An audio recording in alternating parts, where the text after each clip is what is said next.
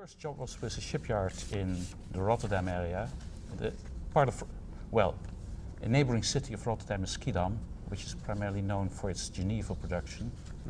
But it had a shipyard that was specialized in special equipment, dredging vessels. And in the mid-60s, they started to move into the offshore designs, offshore constructions. So I didn't even know what offshore was at the time, but I joined the shipyard and got involved in offshore projects from day one, more or less. What kind of things were you working on?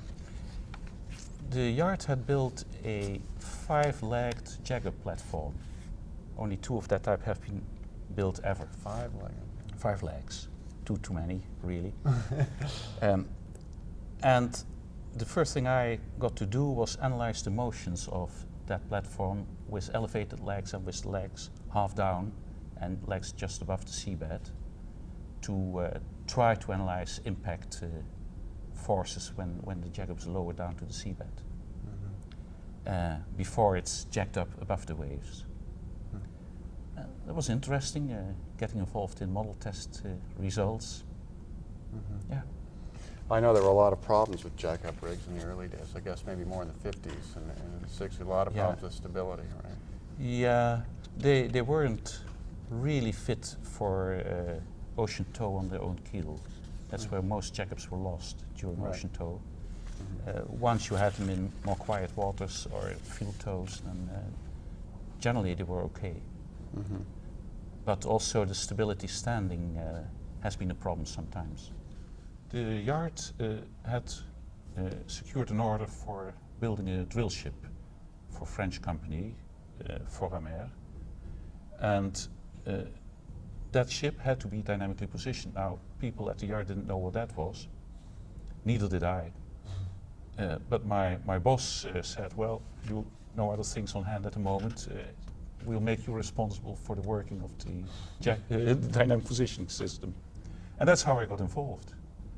We had to specify the system and find suppliers and then follow the assembly of the system and see that it would work well.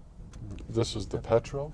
That was for the Pelican. Oh, the Pelican, okay. Pelican was the first of that series of ships. Okay. Actually, the design itself has been repeated 12 or 13 times, although they grew a little bit bigger starting from Pelican. But the Pelican was number one with a French DP system from a firm which is very well known at the moment, but was not known at that time, Alcatel. The second ship had a Honeywell system, and I just saw the photos of people nominated today. Henry van Kalker. Yeah, we talked to him earlier, Yeah, I worked with him in those days. Oh, you did? Yeah, it was a very interesting time. I came to Seattle several times. That was for the second ship. Okay. And then we worked for the French again, and we had French systems again.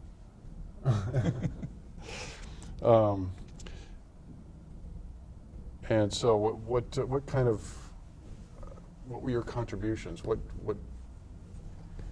kind of things were you trying to do with dynamic positioning on these ships? Because it was, tell us about your involvement. I was trying to understand how the system would work, and setting up simulations offline and not in combination with the supplier, but independent from the supplier, to check out that the system would work well. For that, we involved a Dutch institution, TNO.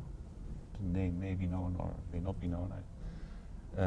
And we set up hybrid simulations because at the time, digital computers were very small things, very slow. Hank was talking about that too. Yeah. So by having an analog computer and a digital in combination, we could do the simulation at a reasonable speed, more or less 1-to-1. Yeah.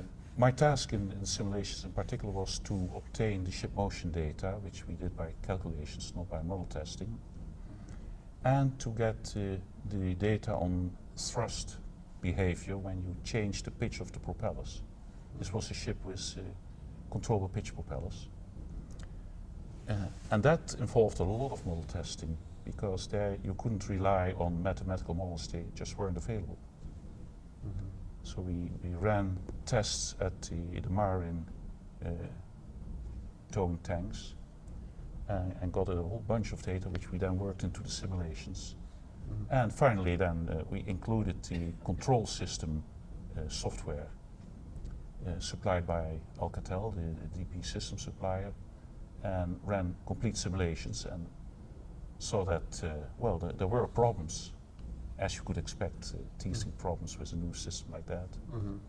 But ultimately, when it was built on board and finally started, we still had problems, but it worked in the end. Where did this is the Pelican you're talking about? This is the Pelican. Where did it go to, where did it do its drilling? It started with sea trials in a deep fjord in Norway, and then it went drilling. Very early on in its lifetime, it went to Labrador, and was drilling in the iceberg lanes, where drilling with other equipment is, other than dynamic positioning, is basically impossible. Yeah.